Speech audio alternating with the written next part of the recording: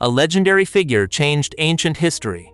He was a brilliant leader, strategist, and statesman. This is the story of Alexander the Great. But how did he conquer so much? His empire spanned from Macedonia and Egypt to India. At just 18, Alexander assumed Macedonia's rule after his father Philip II died. Early in his reign, the young king swiftly crushed a revolt by Greek states seeking Macedonian independence. Driven to avenge Persian invasions and expand his realm, Alexander secured Greek political support at Corinth. In 334 BCE, Alexander's Greco-Macedonian army crossed into Asia Minor. After their Granicus victory, they advanced south along the Mediterranean coast. The next summer, Macedonians seized Phrygia and much of Asia Minor.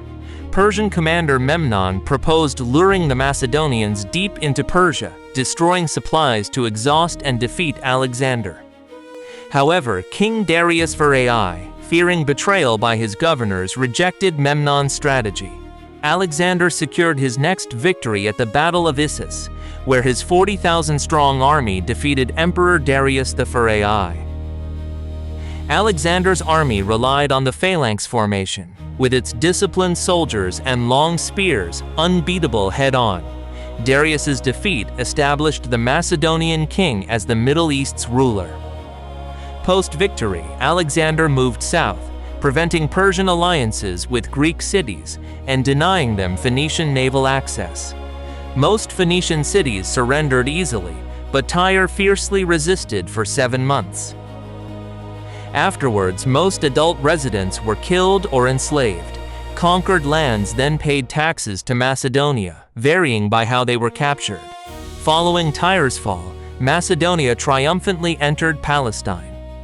Next, Alexander marched into Egypt, whose Persian forces had already scattered.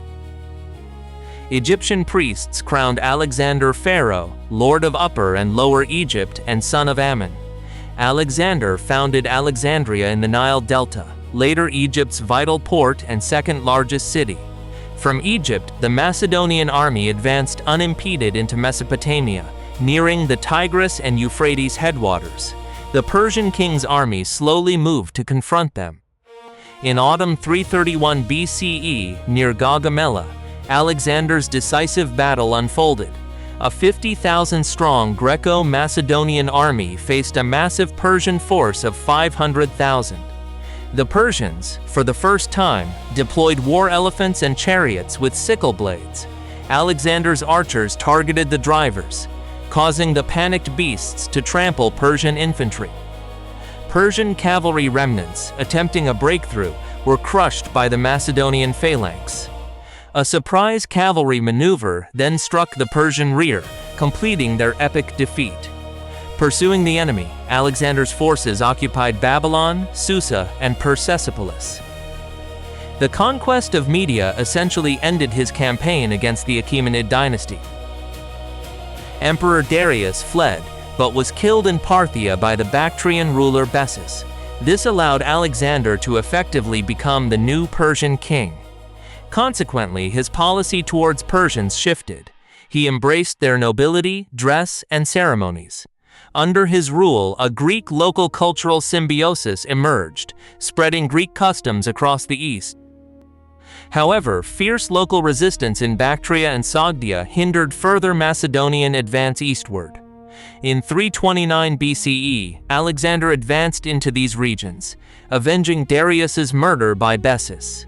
He quelled rebellions through diplomacy, strategic marriages, and engaging with local nobility, not just force. Alexander modified the Achaemenid system, curtailing civil administrators' power.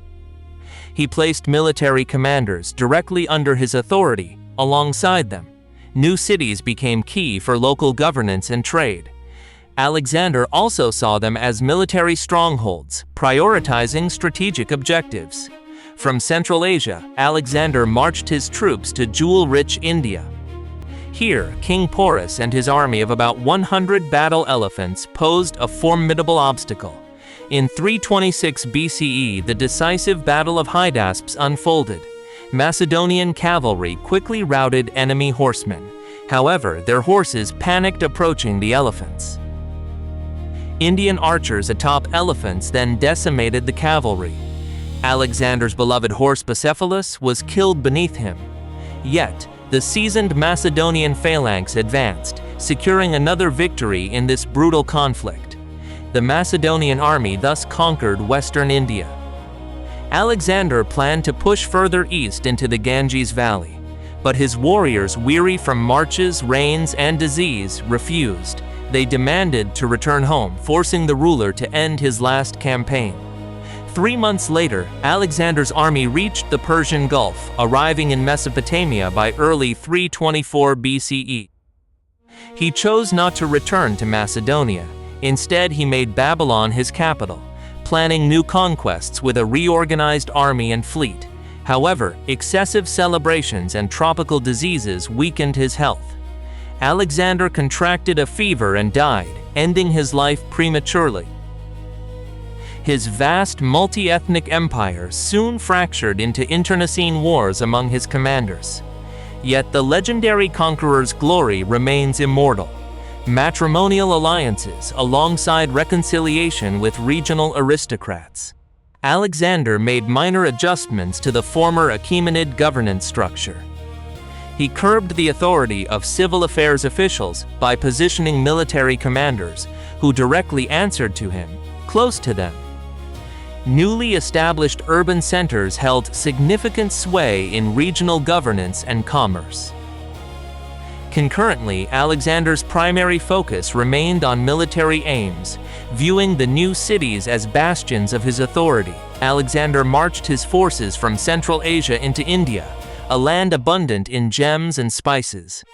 An obstacle, however, was the Indian King Porus and his army, featuring nearly 100 battle elephants. A crucial and decisive battle took place on the Hydaspes River in 326 BCE. The formidable Macedonian cavalry swiftly overcame the opposing riders, but as they drew close to the elephants, the startled horses froze. Archers from India, mounted on elephants, annihilated the Macedonian horsemen. Even Bucephalus, Alexander's beloved warhorse, met his end right beneath him. Nevertheless, the seasoned Macedonian phalanx's onward movement secured yet another triumph in this violent clash.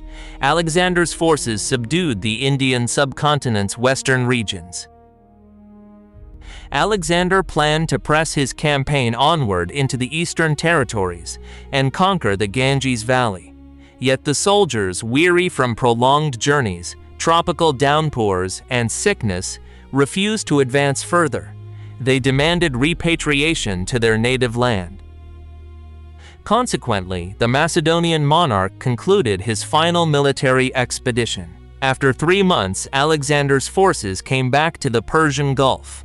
He did not reach Mesopotamia until early BCE, when he eventually arrived in Mesopotamia. Alexander had no intention of heading back to Macedon, and therefore established Babylon as his principal city. There, he hosted decadent celebrations and vigorously planned for further campaigns, necessitating construction of a new naval force and army restructuring.